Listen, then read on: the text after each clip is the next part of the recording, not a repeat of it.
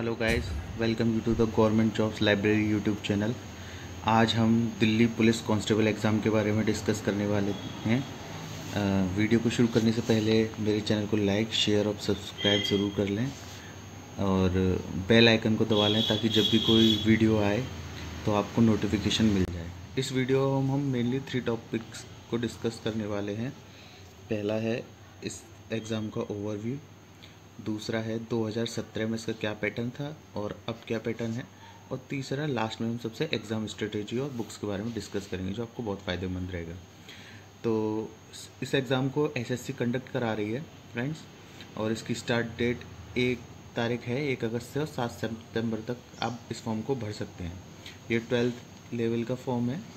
7 सितंबर तक आपका 12th का एग्ज़ाम का रिज़ल्ट आ जाना चाहिए, तो आप इस फॉर्म को भर सकते हैं। और जो एसएससी ने इसकी एग्ज़ाम डेट दी है वो 27 नवंबर से 14 दिसंबर तक की दी है। मेंस के लिए इसमें 3433 वैकेंसी है, और जिसमें कि जनरल के लिए 1681 और फीमेल के लिए 1944 और जनरल के लिए 933 वैकेंसी है। इसमें मेल कैंडिडेट के लिए ड्राइविंग लाइसेंस होना ज़रूरी है, चाहे वो बाइक का हो या कार का हो। और फॉर्म भरने के लिए नहीं, जब आप फिज़िकल देने जाएंगे उस टाइम तक आपके पास होना चाहिए। ऐसा नहीं है कि अगर आपके पास अभी फ़िलहाल ड्राइविंग लाइसेंस नहीं है तो आप फॉर्म नहीं भर सकते, ऐसा कुछ भी नहीं है। और जिन लोगों के पास एनसीसी सर्टिफिकेट है उनको यहाँ पे बहुत फ़ायदा मिलेगा। जिनके पास सी कैटेगरी का है उन्हें 5% बोनस मार्क्स मिलेंगे, बी वालों को 3 और ए वालों को 2। अब हम आते हैं 2017 में क्या हुआ था, और ये 2020 है, गलती से 2018 लिख के आया, सॉरी। 2017 सबसे बड़ी बात इसमें जो था, कोई भी नेगेटिव मार्किंग नहीं थी 2017 में। दूसरी सबसे बड़ी बात, इसमें फ़िज़िकल पहले हुआ था, बाद में एग्ज़ाम हुआ था, और कंप्यूटर इसमें इंक्लूडेड नहीं था। और कट ऑफ की बात करें पिछली बार, तो पिछली बार अनरिजर्व की 77 गई थी, ओबीसी की 76 और एससी की 70 और एसटी की 74। ये मेल कैंडिडेट्स के लिए थी। फीमेल के लिए अनरिजर्व में 66, ओबीसी में 62, एससी में 56 और एसटी में 61। वहीं हम इस बार 2020 की बात करें, सॉरी हर जगह 2018 लिख गया है, इस बार हम 2020 की बात करें तो इसमें 1/4 की नेगेटिव मार्किंग है, मतलब 0.25% नेगेटिव मार्किंग है इस बार। और इस बार पहले एग्ज़ाम होगा, बाद में फिजिकल फिटनेस होगी, और इस बार सिलेबस में कंप्यूटर इंक्लूड है जो 10 मार्क्स का पूछा जाएगा आपसे, ठीक है। और वैसे मैं 2020 की कट ऑफ बताना नहीं चाहता, क्योंकि बताना क्या, जब तक आप एग्ज़ाम नहीं देते कोई नहीं जानता। तो कहा जाए तो कट ऑफ बढ़ भी सकती है और घट भी सकती है। बढ़ इस वजह से सकती है क्योंकि पिछली बार सिर्फ 1.5-2 लाख कैंडिडेट ने फॉर्म भरा था, और इस बार शायद 15-20 लाख लोग कैंडिडेट फॉर्म भरेंगे। तो बढ़ भी सकती है और घट भी सकती है, पर सबसे बड़ा फैक्टर आपका ये है कि इस बार नेगेटिव मार्किंग है, और मेरे हिसाब से आपको 100% देना चाहिए। हाँ, पर बस मैं इतना कहना चाहता हूँ कि अगर आप 80+ अपने आप को लेके चलते हैं, 80 प्लस लेके चलते हैं, तो आप 100% सीट एक्वायर कर लेंगे इस एग्ज़ाम में, ठीक है ना फ्रेंड्स। अब आगे बढ़ते हैं, एग्ज़ाम पैटर्न पे आ जाते हैं। ये सीबीटी बेस्ड एग्ज़ाम होने वाला है, हिंदी और इंग्लिश दोनों लैंग्वेज में, यानी कंप्यूटर बेस्ड होगा। 100 क्वेश्चन मिलेंगे आपको 90 मिनट्स में। इसमें सबसे ज़्यादा वेटेज जीके की है, तो फ्रेंड्स जीके अच्छे से पढ़ना। जीके और करंट अफेयर दोनों इंक्लूड करके 50 क्वेश्चन आएंगे 50 नंबर के, और रीजनिंग 25 क्वेश्चन आएंगे 25 नंबर के। मैथ्स में 15 क्वेश्चन आएंगे 15 नंबर के, और इसमें सिर्फ अर्थमेटिक पूछा जाएगा, एडवांस नहीं पूछा जाएगा, ओनली अर्थमेटिक, जैसे पाइप टंकी और टाइम एंड वर्क, ये सब जो सवाल होते हैं अर्थमेटिक में आते हैं। और कंप्यूटर के 10 क्वेश्चन पूछे जाएंगे 10 नंबर के। इस तरीके से ही आपके 100 क्वेश्चन आएंगे 100 नंबर के, और ये आपको 90 मिनट में करने होंगे। और लैंग्वेज आप जो चाहें, हिंदी और इंग्लिश। अब बात कर लेते हैं बुक्स के बारे में।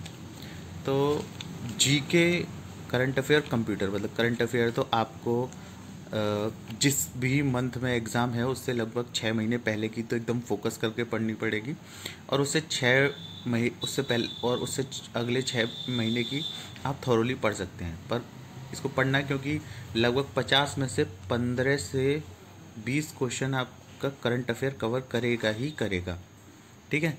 और कंप्यूटर, इन दोनों चीज़ों के लिए आप ल्यूसेंट सामान्य ज्ञान थ्योरेटिकल बुक पढ़ें और उसके बाद ल्यूसेंट की ही ऑब्जेक्टिव आती है उसको लगाएं। इसके अलावा आपका पेपर कहीं से भी नहीं जाने वाला है बाहर। अगर आप इसे कर लेते हैं तो मैं ये मानता हूँ कि 50 में से आप 40 प्लस ही अटेम्प्ट करेंगे, और वो भी सही सही। इसके अलावा आपका एग्ज़ाम कहीं नहीं जाएगा इससे बाहर। तो फ्रेंड्स, पहले ल्यूसेंट की थ्योरेटिकल पढ़िएगा क्योंकि ये बहुत अच्छी बुक है।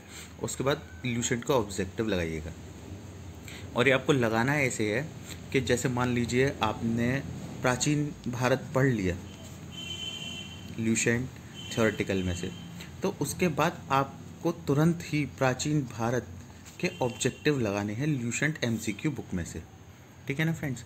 अब आते हैं मैथ्स पे। मैथ्स की है RS अग्रवाल।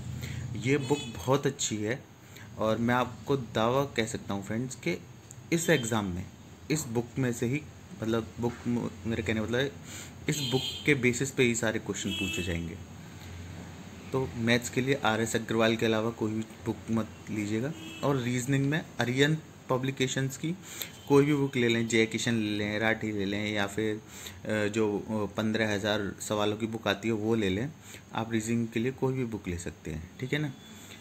अब आपसे ज़रा मैं बस इतना कहना चाहूँगा कि आपको इस पेपर में क्लियर करने के लिए अगर आप 80 प्लस मार्क्स लाते हैं तो आप आराम से सीट एक्वायर कर सकते हैं। कहीं भी ऐसा डाउट नहीं रह जाएगा कि कहीं मेरा सिलेक्शन होगा या नहीं होगा। और कट ऑफ के बारे में बिल्कुल मत सोचिए, अपना 100% दीजिए, क्योंकि किसी भी एग्ज़ाम को क्लियर करने के लिए आपको अपनी 100% इफ़िशियंसी देनी होती है। ठीक है ना फ्रेंड्स। और कम से कम गलत कीजिएगा, क्योंकि इन एग्ज़ाम्स में नॉर्मलाइजेशन होता है। तो अगर आप नेगेटिव मार्किंग कम करेंगे तो आपके नॉर्मलाइजेशन से मार्क्स अच्छे हो जाएंगे। तो थैंक यू फ्रेंड्स, और please like, share and subscribe my YouTube channel, और बेल आइकन को ज़रूर दबा लीजिएगा। Thank you.